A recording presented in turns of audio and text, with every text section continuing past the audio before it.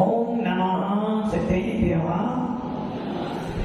यतरिताभावेन प्रमुदितमनादरे दुर्यः छनादा सिद्धस्वर्गी दुर्गणमृत्या सुखनिधि लभन्ते सर्वत्या शिवसुखसमाजं किमु तदा महावीरे स्वामी नयन प्रतिगामी भगतु मे महावीर स्वामी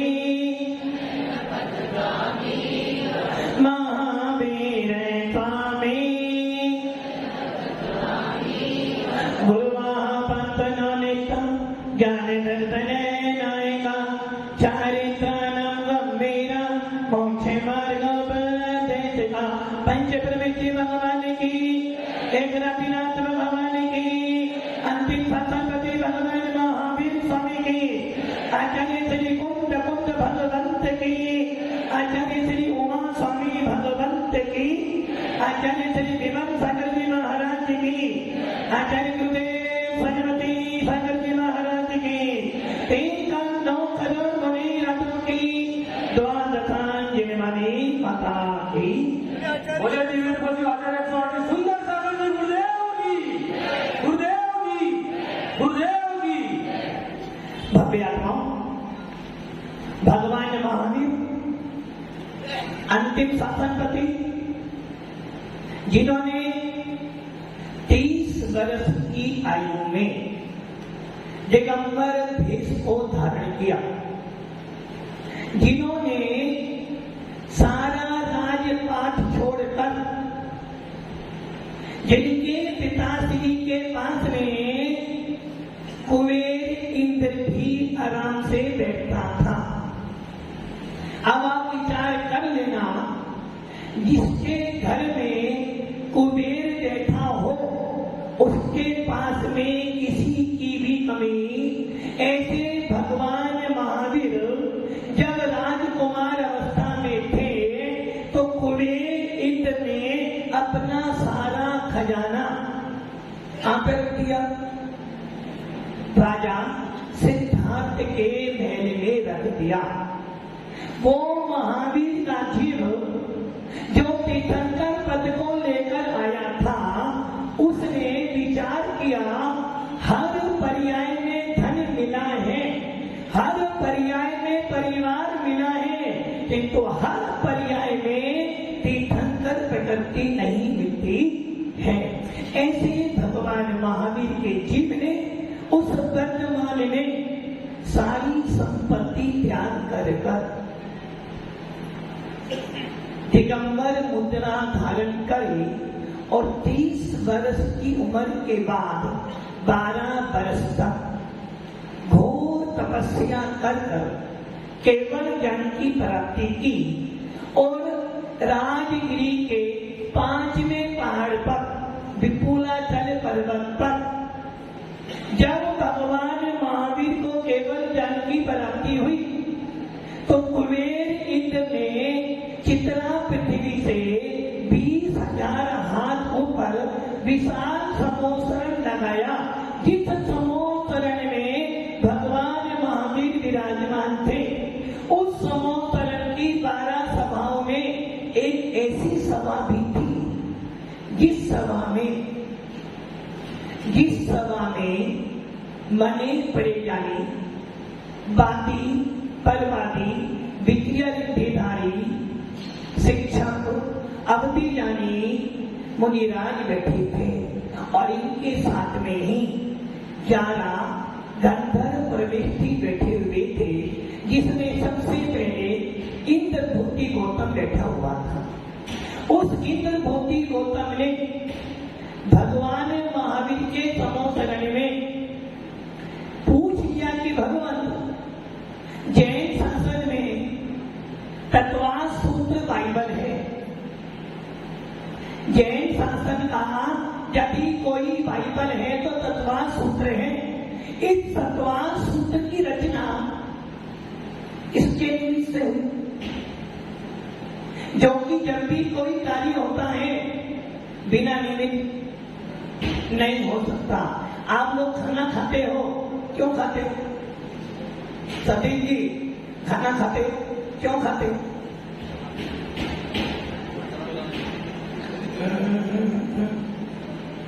खाना खाते हो सतीश जी, खाना खाते क्यों? शरीर को चलाने के लिए, जीवन जीने के लिए, जीवन जीने के लिए, या खाना खाने के लिए? आप लोग खाना खाते हो, यदि मैं खाना पीना बंद कर दूंगा तो मर जाऊंगा। कारण है धन क्यों कमाते हो? विनोद जी, धन क्यों कमाते हो? अपने लिए, परिवार का पालन पोषण करना, इसलिए धन कमाते हो। आप लोग घर में काम करते हो, क्यों करते हो? यदि घर में काम नहीं करेंगे तो हमारी वैल्यू नहीं होगी। उसी प्रकार बिना कारण कोई कार्य नहीं होता है। तो गौतम स्वामी ने भगवान महावीर से पूछा कि हे भगवत, आने वाले समय में तत्वास सूत्र की रचना की जाएगी।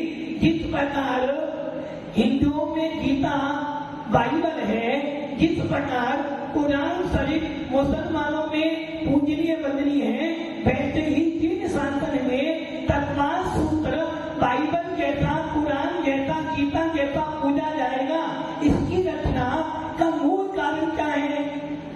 तो भगवान की वाणी खिली, तत्वास सूत्र का महत्व।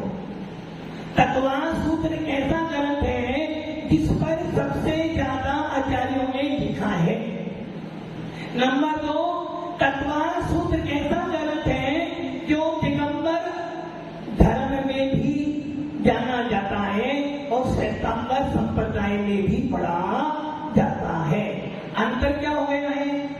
अंतर इतना हो गया है, अपने उपयोग को इधर उधर भटकाओगे तो मेरी बात समझ में नहीं आएगी। और यदि आपका उपयोग केंद्रित रहेगा, कर्मों की निजरानी होगी और नवीन कर्मों का बंध भी कम होगा। और यदि आपका उपयोग इधर उधर जाएगा, अशुभ कर्म बनेंगे और सिद्धों के अनंत में भाव और अभव्यों के अनंत में गुणे कर्म आप बांधोगे। इसलिए धर्म सभा में जब भी आओ, अपने दोनों आंखों को और अपने दिमाग को केंद्रित कर बैठो। आचार्य भगवंत कह रहे हैं ये तत्वास सूत्र ऐसा ग्रंथ है जो दिगंबर आमनाओं में तो पूजा जाता ही है, किंतु श्वेतांबर संप्रदाय में भी इसको मान्यता मिली है। जबकि लिखने वाला एक है, मान्यताएं 2 जनों की हैं। आचार्य तत्वास सूत्र के लेखक उमा स्वामी, दिगंबर आमनाओं में उमा स्वामी नाम दिया जाता है, जबकि श्वेतांबर आमनाओं में उमा स्वाति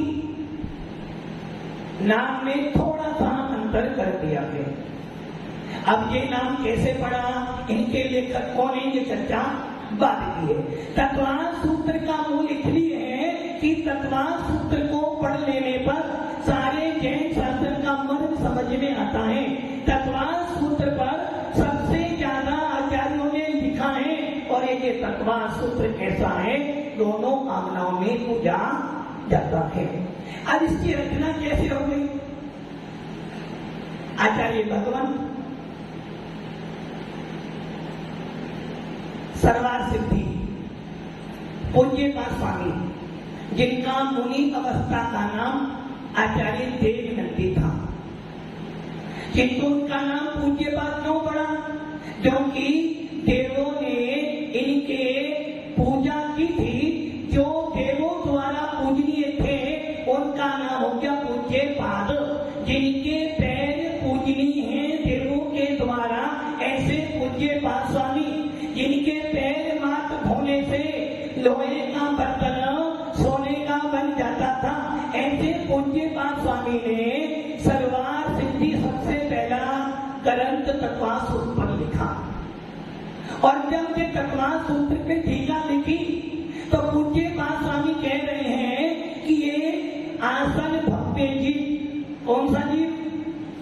भैरव जी। कौन सा जीव? मैंने पहले बोला था यदि उपयोग नहीं लगाओगे तो बैठने का कोई मतलब। आचार्य पूज्य पाद स्वामी कह रहे हैं कि एक आसन भक्ति जी शब्दों पे ध्यान देना और चिंतन करना। आचार्य भगवान पूज्य पाद स्वामी कह रहे हैं एक आसन भक्ति जी। अब इस पर देखिए आप सब लोग कौन हो? जीव तत्व हो, भक्ति हो, भक्ति हो, यहां बैठे हो इसलिए भक्ति हो। ये गलती में मत रहना। मुनि बंधारे अनंत मार्ग रे उपजायो, पेली जातम ज्ञान बिना कुशलेश न पायो। यहाँ बैठे हो इसलिए भक्ति हो, मंदिर में जाते हो इसलिए भक्ति हो, मुनियों को दान देते हो इसलिए भक्ति हो, जैन कुल में पैदा हो गए हो इसलिए भक्ति हो। ये सारी मान्यताएं आपकी गलत है। ऐसा भी हो सकता है कि जैन होने के बाद मुनि बन जाने के बाद भी आप अभक्ति हो सकते हो। मुनि बन जाने के बाद भी अभक्ति हो सकते हो। मुनि बन गया है, एक टाइम आहार करता है, केश लोक्ष भी करता है, निर्गंध भी रहता है, पैदल विहार भी करता है, गर्मी सर्दी भी सहन करता है। उसके बाद भी अभक्ति हो सकता है। और तुम कह रहे हो यहाँ बैठे हैं तो यहाँ तक कि समो शरण में चले जाना फिर भी अभक्ति हो सकते हो। अब बोलो कौन हो आप? भक्ति हो? थर्मामीटर है हमारे पास, थर्मामीटर है कि हम भक्ति। जिसको सम्यक दर्शन की प्राप्ति हो गई है, जिसकी मिथ्या मानता हट गई है, जिसने सम्यक दर्शन प्राप्त करने के लिए देव शास्त्रों को पकड़ लिया है, जिस जीव ने नियम कर लिया है कि मैं दिगंबर धर्म को छोड़कर, भीतरा शासन को छोड़कर कहीं भी माथा नहीं देखूंगा, उसे समझना कि वो भक्ति हो सकता। अब आप सोच लो भक्ति हो। जितने लोग यहाँ बैठे हैं, क्या आपका ये नियम है कि वीतराग शासन को छोड़कर, निर्गंध मुद्रा को छोड़कर अन्य किसी भी जगह अपना माथा नहीं टेकूंगा? नियम नहीं है। जो मिल जाए, जिससे काम बन जाए उसको कहते ना, काम पड़े तो धके को भी बाप बना ले। तो वैसे ही तुम्हारा हाल चल रहा है, जहां से काम हो वहां माथा और कौन भक्त। आचार्य भगवत कह रहे हैं कि एक आसन भक्ति जीव मेरे पास में आया। भक्ति मतलब जिसको मोक्ष में जाने की योग्यता है, जो अपनी योग्यता को, अपने उपादान को पर्याय में प्रकट कर देगा, वो भव्य है। महाराज जी कल तो सुना था कि हम सब केवल ज्ञानी हैं, और आप आज कह रहे हो कि हम भव्य हैं या नहीं।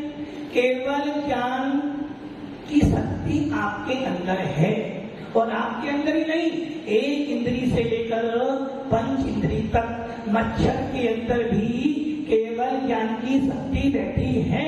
शक्ति बैठी है, अभी प्रकट नहीं हुई है। इसलिए आचार्य भगवान कह रहे हैं एक आसन भव्य जीव आया।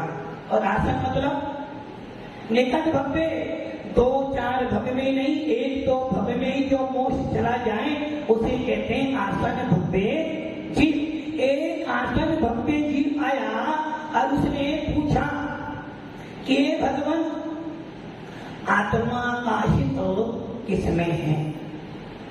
आत्मा का हित किसमें है? घर पे रहने पर। विनोद जी, एक बार 100 धन बन जाओ, मोक्ष मिल जाएगा। आप तो बोलते हो, जब प्रतिष्ठा करवाते हो 100 धन इंद्र बनोगे, एक भगवतारी बन जाओगे। बोलते हो ना, सोतम इंद्र जो बनेगा एक भव्य मोक्ष में चला जाएगा, इसलिए भव्य आत्मा सोतम इंद्र बनना जरूर जीवन में। कौन से बने?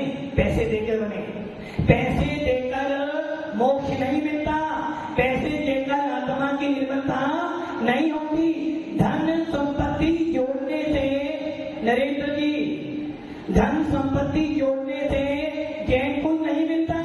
जो जितना त्याग करता है, जो जितना संयम पालन करता है, जो जितने भावों को निर्मल बनाता है, उसको मिलता है चैन कुल, और चैन कुल पाकर जो साधना करता है उसे मिलता है मोक्ष। ऐसा आसन भव्य जीव ने पूछा कि भगवंत मोक्ष का उपाय है क्या? तो आचार्य भगवान कहते हैं आत्मा का हित करना चाहता है तो एक ही उपाय है और वो है मोक्ष। फिर पूछा मोक्ष का उपाय क्या है? सम्यक दर्शन ज्ञान चरतानि मोक्ष मार्ग। तो एक भव्य जीव के निमित्त से तत्व सूत्र की रचना हुई। वो पूछता गया, आचार्य भगवंत बोलते गए, लिखते गए, लिखते गए, लिखते गए, और 357 सूत्र।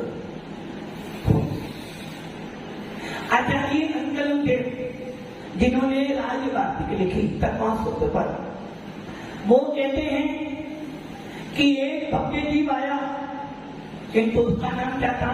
द्वैपायन। किंतु आचार्य पूज्यपाद स्वामी कहते हैं, आचार्य पूज्यपाद स्वामी ने किसी भव्य जीव का नाम नहीं दिया, किंतु अंकलन देव ने, विद्यानंद जी ने नाम दिया है।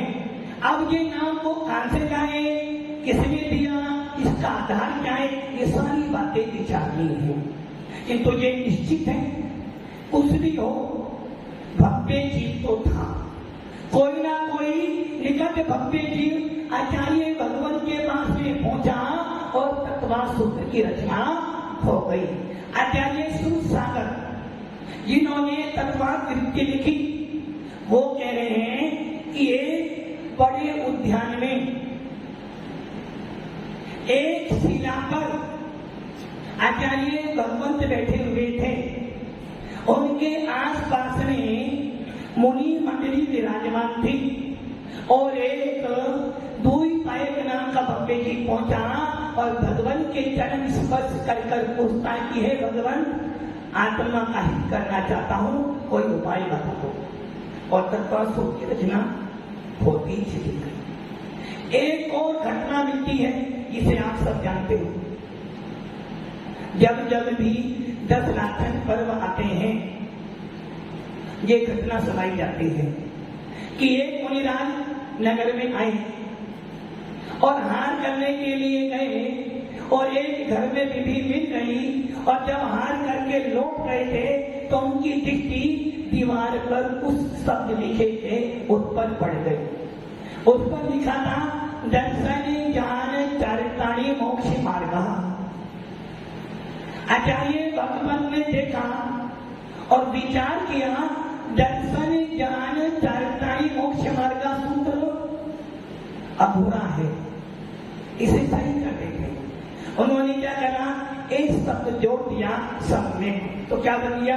सम्यक दर्शन ज्ञान चरतानि मोक्ष मार्ग। और जब ये सूत्र लिख दिया और वो चले गए, शाम को उस घर का बेटा आया, देखा दीवार पर क्या लिखा हुआ था, पहले दर्शन ज्ञान चरतानि मोक्ष मार्ग। अब क्या लिखा हुआ है? सम्यक दर्शन ज्ञान चरतानि मोक्ष मार्ग। ये घटना कहां पर आई है पता नहीं, किंतु सुनाई जाती है। जब उसने ये शब्द पढ़ा तो उसको लगा कोई ना कोई तो आया है, क्योंकि इतने सालों से ये शब्द नहीं था, कोई तो आया है। घर गया, पूछा तो घर के लोगों ने बोला एक मुनिराज आए थे, और जब हमने उनको आहार कराया तो वो कुछ लिख गए। अब उसको चिंता हो गई कि यदि मुनिराज आए थे, ये शब्द लिख कर गए हैं, कोई ना कोई तो बात है। अब वो मुनिराज कहाँ गए, उनका एड्रेस क्या है, राजू जी क्या एड्रेस है उनकी? राजू का कोई एड्रेस नहीं है? सोच लो, यदि कोई आपसे यदि पूछ ले कि भाई आचार्य सुंदर सागर महाराज का एड्रेस क्या बताओगे आप? क्या बताओगे? नहीं, स्थान तो बताना पड़ेगा। यदि कोई व्यक्ति आपसे पूछे भाई आप क्या कौन से महाराज जी आए हैं, तो क्या बोलोगे? आचार्य सुंदर सागर भैया हमें कुछ पार्सल भेजना, तो क्या बोलोगे एड्रेस? श्री दिगंबर जैन मंदिर, सातवाड़ा के आचार्य सुंदर सागर, और बोर्ड पे लिखा ना आचार्य श्री यहाँ विराजमान। क्या हुआ एड्रेस? दिगंबर साधु का कोई एड्रेस नहीं है।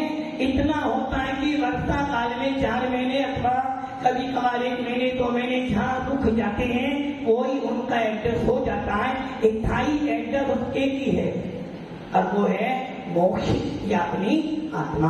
अब वो मुनिराज के बारे में पूछता कि मुनिराज कहाँ गए? घर वाले के तभी महाराज थे, वो तो या तो नगर के बाहर किसी जंगल में या किसी मठ में विराजमान होंगे, चले जाओ। वो भक्त दौड़ा दौड़ा जाता है और महाराज को ढूंढ लेता है और उनके चरणों में बैठ जाता है और पूछ लेता कि भगवान, बड़े दिनों से प्यास थी कि कोई सदगुरु मिले, मुझे समझाएं। आज आप मिल गए हो। आप मेरे घर पे हार करने गए थे, आपने ये शब्द बढ़ाया है, सब में कृपा कर मुझे समझा दो। और मुनिराज बोलते गए, वो पूछता गया और तत्वांश सूत्र के 357 सूत्रों की रचना हो गई। देवन जी मर्जी के वहां फोटो लगाते हैं ना, अभी तो सुनो क्या बात चल रही है। तत्वांश सूत्र, इस तत्वांश सूत्र में कितने अध्याय हैं? कितने अध्याय हैं? साधना जी के, हाँ, कितने कितने अध्याय हैं? 10 अध्याय। किसने बताया? अब आप सोच लो, आपके धर्म का बाइबल है, 10 अध्याय हैं, और इन 10 अध्यायों में पूरा का पूरा द्वान सांग रचा गया है। पहला अध्याय, परीक्षा हो सकती है, और आप ये ना सोचना कि मुझे नहीं पता कौन बैठा है, सबकी फोटो इन नेत्रों में आ चुकी है। पहले अध्याय में 33 सूत्र हैं। कितने? 33। लगता है मुझे ये सब एक पाठी है, मैंने एक बार बोला सबके सबको याद, सही है ना? जब परीक्षा होगी ना, मालूम पड़ेगा कितने पाठी हो। पहला अध्याय 33 सूत्र हैं, और उस 33 सूत्रों में आचार्य भगवत ने सम्यक दर्शन का वर्णन किया है। मति ज्ञान, सुप्त ज्ञान, अवधि ज्ञान, मने परे ज्ञान, केवल ज्ञान, 5 ज्ञानों का वर्णन किया है। ज्ञान के प्रत्यक्ष परोक्ष होते इनका वर्णन किया है। मिथ्या ज्ञान, मिथ्या दर्शन, मिथ्याचारी का वर्णन किया है।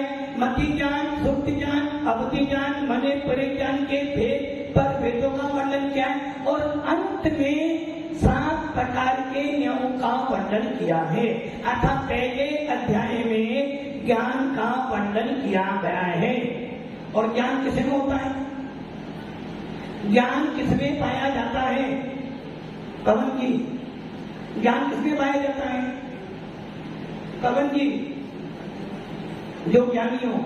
आप ज्ञानी नहीं हो? ज्ञानी हो? ज्ञानी संसार में नहीं रहता, जीव में ही ज्ञान पाया जाता है, अजीव में। इसका मतलब क्या हुआ? पहले अध्याय में ज्ञान का वर्णन किया है, तो ज्ञान जीव में पाया जाता है, क्योंकि ज्ञान और दर्शन जीव का लक्षण है। तो पहले अध्याय में जीव तत्व का वर्णन किया। दूसरे अध्याय करा दो। दूसरे अध्याय में कितने सूत्र हैं? 53। कितने? 53 सूत्र हैं। और दूसरे अध्याय का मतलब है जीव कांड। दूसरे अध्याय में 53 सूत्रों में आचार्य भगवंत ने जीव के 5 विशेष भागों का वर्णन किया है कि जीव में कौन कौन से भाव पाए जाते हैं और बिना भावों के जीव बनूंगी आपके भाव बनते हैं। कैसे भाव बनते हैं? कैसे? अच्छे खराब, अच्छे लगता तो नहीं। भाव अच्छे भी होते हैं, बुरे भी होते हैं और अच्छे बुरे से रहित भी होते हैं। अर्थात संसार में ऐसा कोई जीव नहीं जिसके भाव, यहाँ तक कि यदि सिद्ध भी बन जाओगे तो भी भाव तो दूसरे अध्याय में 53 सूत्र हैं और इन 53 सूत्र में पूरा जीव कांड 20 स्वरूपणा का वर्णन किया है और इन दूसरे अध्याय में जीव के कौन कौन से भाव होते हैं। तो जीव के 5 प्रकार के भावों का वर्णन है, उनके भेद, उनके परभेद और परभेदों के भी परभेद का वर्णन किया है। कुल मिलाकर दूसरे अध्याय में जीव के मूल 5 भाव, उत्तर भाव में 53 भावों का वर्णन किया है। पहले गुण स्थान से लेकर 14वें गुण स्थान तक के जीवों का और सिद्ध भगवान के कौन कौन से भाव होते हैं, इन सब का वर्णन दूसरे अध्याय में किया है। जीव कितने प्रकार के होते हैं, कौन कौन से होते हैं, एक इंद्री पंच इंद्री कौन कौन से होते हैं, 2 इंद्री कौन से होते हैं। जीव जब मरता है, संतोष जी, जीव जब मरता है, संतोष जी, जीव जब मरता है, विनोद जी, जीव मरता है, विनोद जी, पंडित जी, जीव मरता है, जीव नहीं मरता, आप नहीं मरोगे, आप नहीं मरोगे, पुत्र मरता है, पुत्र तो मरता नहीं। क्यों? गर्भ शाश्वत है, जीव मरता है, नहीं मरता, अमर हो, आप अमर हो तो फिर आप कहो जीव मरता नहीं। आत्मा जब अमर है और पुत्र मरता है, कहीं गलत नहीं हो रहा? अरे भैया, क्यों दर्द अनादि काल से हैं, अनंत काल तक रहेंगे। इतना होता है कि शाश्वत सत्य है कि जीव कभी मरता अविनाशी है, किंतु इस जीव के साथ में कर्म लगे हुए हैं, तब तक ये जीव की पर्याय बदलती। अभी मनुष्य हैं, फिर देव बनेंगे, फिर नारकी बनेंगे और फिर यंज बन जाएंगे, फिर मनुष्य बन जाएंगे। इसलिए पर्याय का बदलना ही जीव का मरण है, किंतु निश्चय में से जीव मरता। किंतु इस तत्वा सूत्र में लिखा है, जब ये जीव एक पर्याय को छोड़कर, एक फल को छोड़कर, एक आयु को छोड़कर, एक गति को छोड़कर पर गति में जाता है, तो उसका गमन कैसे होता है, किस गति से जाता है, कितने समय तक आहार करता है, कितने समय आहार नहीं करता है, ये सारा वर्णन किसमें है? दूसरे अध्याय में। कितनी ये जीव अकाल मरण करता है या नहीं करता है, किन किन जीवों का अकाल मरण होता है, किन जीवों का अकाल मरण नहीं होता है, ये सारी चर्चा दूसरे अध्याय में है। किसकी चर्चा है? जीव तत्व की। पहला अध्याय जीव तत्व का, दूसरा अध्याय जीव तत्व का। अब आ जाओ तीसरा अध्याय। तीसरे अध्याय में मात्र 39 सूत्र हैं। कितने हैं? 3 और 9, 39 सूत्र हैं। संतोष जी काफी कहना। अच्छा तो महाराज जी क्लास तो शाम को चलती है ना, वो माता जी किसी के दिन में तो सवेरे तो मिला नहीं, किंतु ये ध्यान रख लेना, पेपर आपका ही होना है, पेपर आपका ही होना है। तीसरे अध्याय में 39 सूत्र हैं और इस देखो उस बच्चे जो होते हैं जब पेपर लेके क्या करते हैं, हाथ पर टीचर होने के बाद प्रिंसिपल, इस पर लिख रहे हो। जब छोटे छोटे बच्चे थे ना, जब पेपर देने जाते थे क्या करते थे, हाथ पर लिखकर ले जाते थे और पेपर में जैसे लिखना शुरू करा, अभी टीचर देख ले तो तुरंत। तीसरे अध्याय में 39 सूत्र हैं और इस तीसरे अध्याय में पूरा का पूरा त्रिलोक सार, अर्थात लोक 3 प्रकार का है, अधोलोक, मध्य लोक और ऊर्ध्व लोक। फिर पाताल लोक कहाँ गया, विनोद की पाताल लोक कहाँ गया, एक पाताल लोक भी तो आता है ना, है ना, तभी पाताल लोक कहाँ है और ऊर्ध्व लोक कहाँ है। और आप काम करो मध्य में, जाना कहाँ है आपको, ऊपर जाना है, ऊपर ही जाना है, सोच लो ऊपर जाना है नीचे जाना है, कैलाशी कहाँ जाना है आपको, कहाँ, ऊर्ध्व लोक में जाना है, उससे भी ऊपर जाना है। उसके ऊपर जाने के लिए अभी आपकी सामर्थ्य 3 लोक हैं, अधोलोक, मध्य लोक, ऊर्ध्व लोक। तीसरा अध्याय मात्र 39 सूत्र और इन 39 सूत्रों में पूरा का पूरा त्रिलोक सार भरा हुआ है। अर्थात नारकी कहां पर रहते हैं, नरकों में क्या क्या होता है, नरक कितने होते हैं, नरकों में कैसा भोजन मिलता है, कौन सा एसी मिलता है, नरकों में एसी मिलता है। जब पढ़ोगे तो मालूम पड़ेगा कि नरकों में भी एसी है और ऐसा एसी है यदि 1000 1,00,000 योजन का एक गोला पिघला दो तो इतनी सर्दी होगी कि वो सबका सब जम जाएगा। ऐसे कितने नरक होते हैं, उनके कौन कौन से नाम हैं, उन नरकों में कौन कौन जाता है, कौन कौन रहता है, ये सारा वर्णन किसमें है, तीसरे अध्याय में। और इसके साथ में मध्य लोक किसे कहते हैं, मध्य लोक में कौन कौन रहता है, कितने सूर्य, कितने चंद्रमा हैं, जम्मू द्वीप कहां पर है, सुमेरु पर्वत कहां पर है, कौन सा द्वीप है, कौन सा द्वीप में क्या होता है, ये सारा वर्णन तीसरे अध्याय में। कितनी आयु मनुष्य की होती है, कितनी आयु तीरथों की होती है, सारा वर्णन तीसरे अध्याय में है। सूत्र में है मात्र 45। चौथा अध्याय आ गया, चौथे अध्याय में 42 सूत्र हैं, 20, 40, 42 कितने 42। और इसके अंदर इनका वर्णन है, पता है, सुनिए जी, क्या बनना है आपको, आपको मरकर क्या बनना है, देवी बनना। क्यों देवी क्यों बनना है, आपको देवी क्यों बनना है,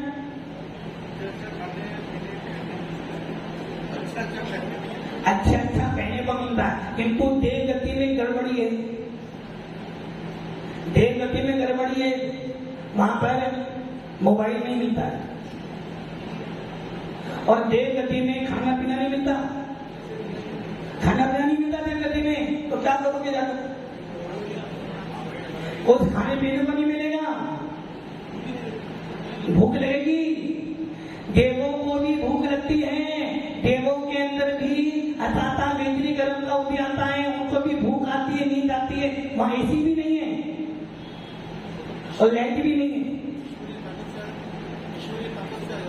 ईश्वर की नहीं मिलता, वहां पे कोई ईश्वर नहीं है, मैं और मेरा भगवान। और देव गति में और एक और विशेषता है, अधिक खाओगे तो जाना पड़ेगा, वहां जाने की जरूरत भी नहीं। देवों के निहार भी,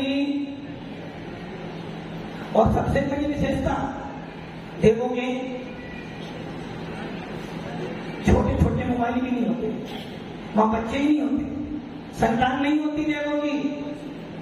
और वहां पर एक देवी, कितनी रानी तुम्हारे पास, सुनील की कितनी रानी है तुम्हारे पास, एक या दो, एक ही, अभी 2 मिल जाए तो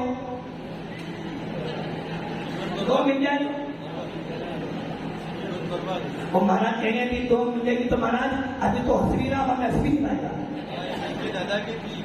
दादा की दो थी, पापा के पापा, बाबा जी ना, पापा जी एक साथ दो थी या एक समय में थी? एक साथ दो, तो उनकी हालत कैसे हुई थी? अच्छी थी। तो तुम दो करो, तुम दो करोगे क्या? पूछ लेना।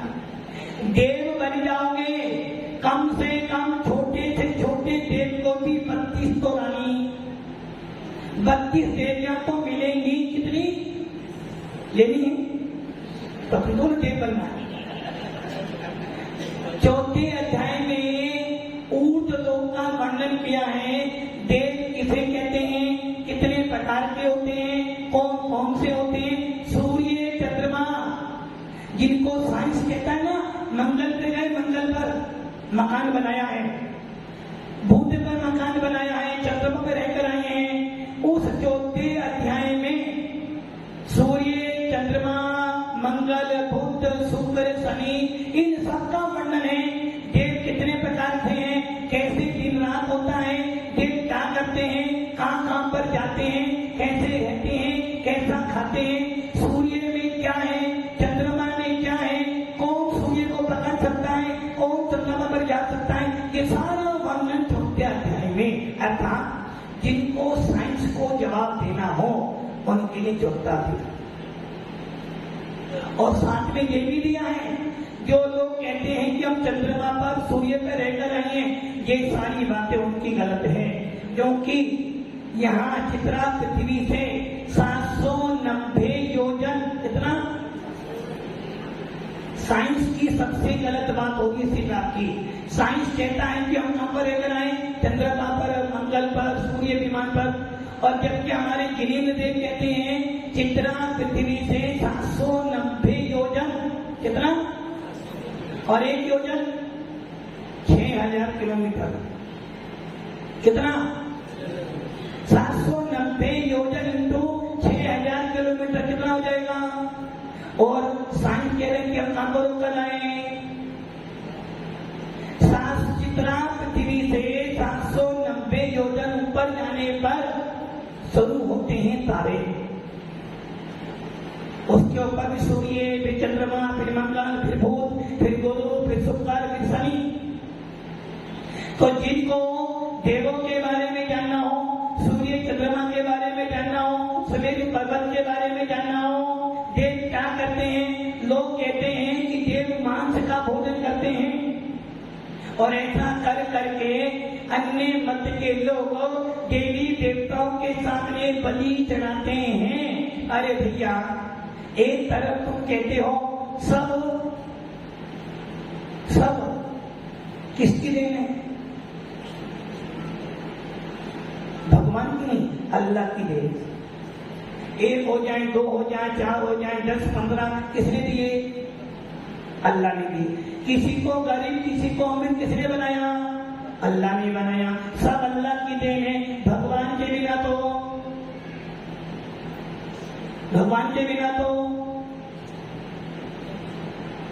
बोलो भाई, भगवान के बिना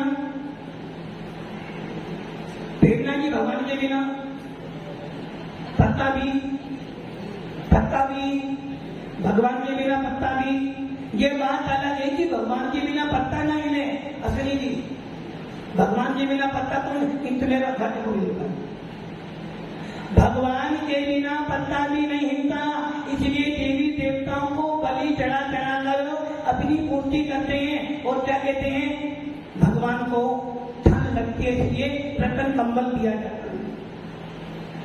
भगवान को भूख लगती है इसलिए अच्छे पकवान दिए जाते हैं। ये सारी मान्यताओं को निराश करने के लिए पढ़ना चाहिए चौथा अध्याय, मात्र 40 to 42। पांचवा अध्याय 42। महाराज जी, आकाश किसे कहते हैं, अजीब किसे कहते हैं, धर्म अधर्म पुद्गल ये क्या होते हैं, 6 गर्भ क्या होते हैं, धर्म किसे कहते हैं? आपसे पूछ रहे, धर्म मंदिर जाना धर्म नहीं है क्या? मंदिर जाना धर्म है ना, मंदिर गए थे, धर्म किया, यही धर्म है। 6 दल जीव पुद्गल धर्म अधर्म आकाश और काल, इन 6 दलों का अर्थात पहले दूसरे तीसरे चौथे अध्याय में जीव तत्व का वर्णन हो गया। 5वें अध्याय में मात्र 42 सूत्रों में अजीव का वर्णन है। अर्थात 6 दल कैसे होते हैं, क्या करते हैं, परमाणु किसे कहते हैं, पुद्गल और परमाणु एटम बम सब अलग अलग है, सही है ना, साइंस कहता है। जबकि जिनेंद्र देव कहते हैं परमाणु बोलो या अणु बोलो दोनों एक ही हैं। जिसको नेत्रों से ना देखा जाए, जिनको किसी भी इंद्रिय से ग्रहण ना करे, उसे कहते हैं अणु अथवा परमाणु। जबकि साइंस अणु बम बना रहा है।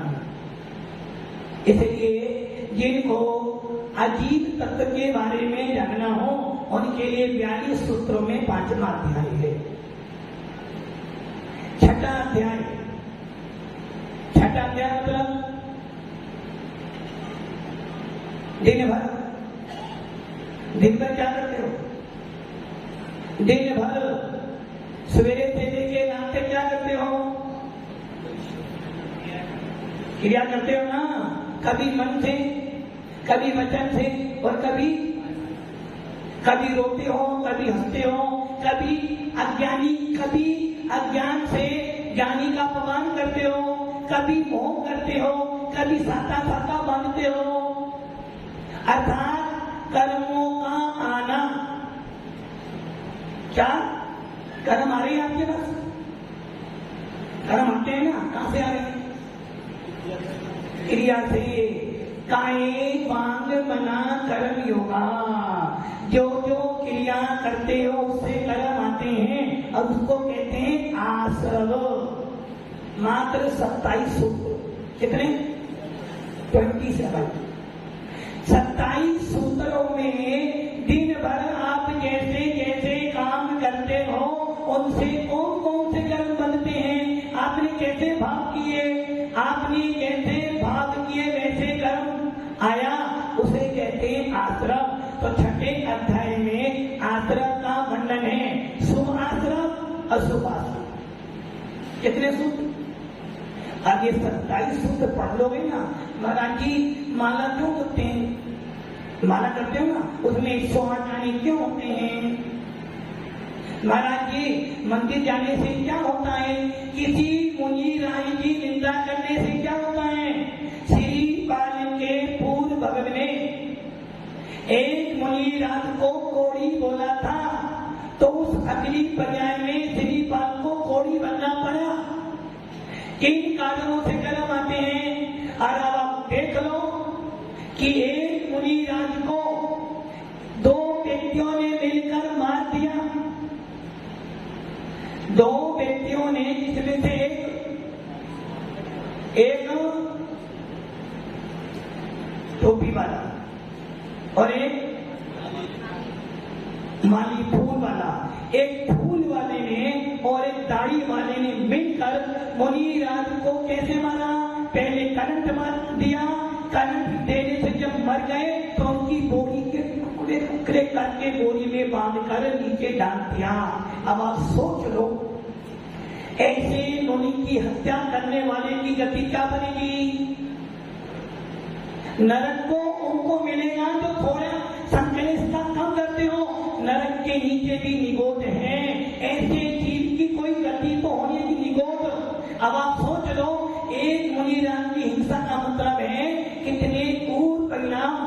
राजा सैनिक ने मुनिराज को मारने के भाव बनाए थे तो उसके अनंत भाव बीत गए और तुमने एक मुनिराज को मारा। आपने एक मुनि को मारा, मतलब आपने एक मुनि की हत्या का मतलब है 1000 दिन मंदिर तोड़ना। और जैन समाज क्या कर रही है, घर में एक मुनिराज को कोई व्यक्ति कुछ बोलता है तो पूरा MP जमा हो जाता। एक मुनि रात को किसी ने कुछ बोला है, वो भी परोक्ष, तो पूरा का पूरा बुंदेलखंड जमा हो गया और एक मुनि रात की हत्या कर दी। किसी को चिंता याद आई होगी? एक मुनि रात को कुछ बोला तो पूरा बुंदेलखंड के लोग जमा हो गए, उसे माफी। और एक मुनि रात को इतनी बेधर्मी से उसे मारा और मारने के बाद उसकी बॉडी को भी छील कर डाल दिया। अब आप सोच लो, उसके बाद भी जैन समाज के दिल को कुछ नहीं होगा ना। सारे लोग शांति से, क्यों भाई वो तो वहां हुआ है ना, हम क्यों बोले बीच में? अरे मुनि किसका था? मुनि तो हमारा ही है ना। आज एक मुनि पर हुआ है, कल दूसरे मुनि पर भी। सरकार हमसे ही वोट लेती है, हमसे ही नोट लेती है, हमसे ही टैक्स लेती है, फिर भी जैनियों की कोई सुरक्षा ना।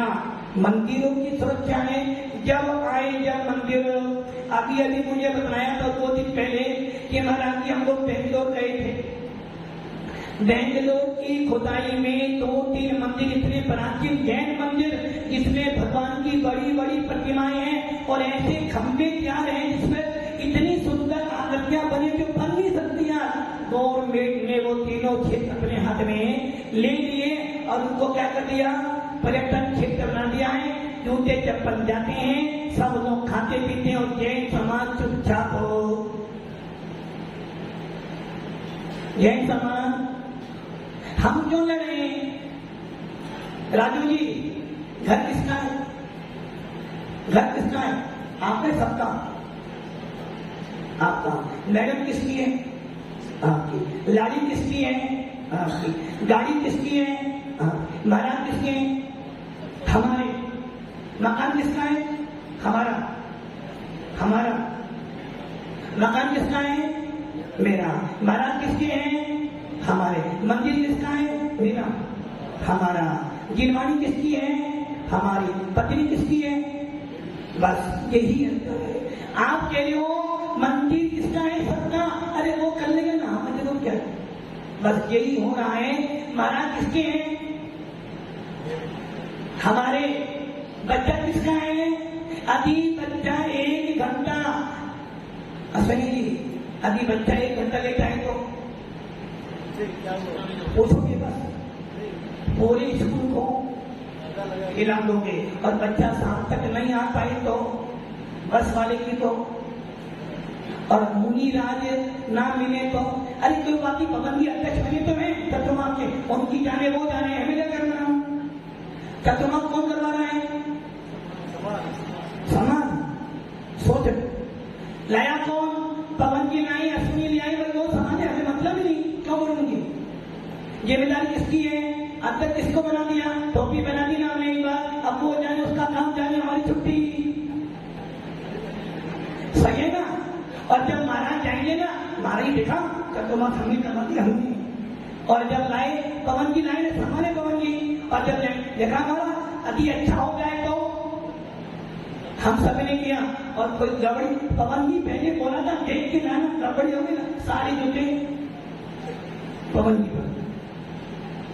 तो अभी बच्चा 1 घंटा ले जाता है तो घर में हलचल हो जाती है, और मुनि राम को कोई मार भी दे तो भी आपकी आत्मा में हलचल।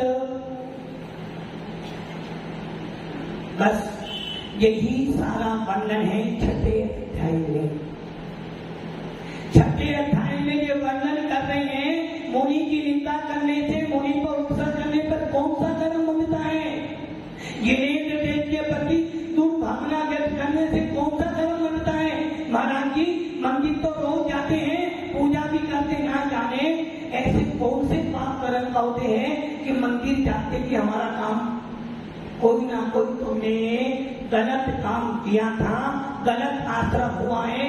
ये सारा वर्णन 6ठे अध्याय में है। उसमें मात्र कितने सूत्र हैं? 27। कितना हो गया? अभी आगे बढ़ो। मात्र 6 अध्यायों का वर्णन अभी तो मात्र बहुत थोड़े थोड़े शब्दों में, आगे तो एक एक सूत्र की व्याख्या जब होगी तो 2-2, 3-3, 4-4 दिन भी निकल, ऐसा है ये तत्वा सूत्र।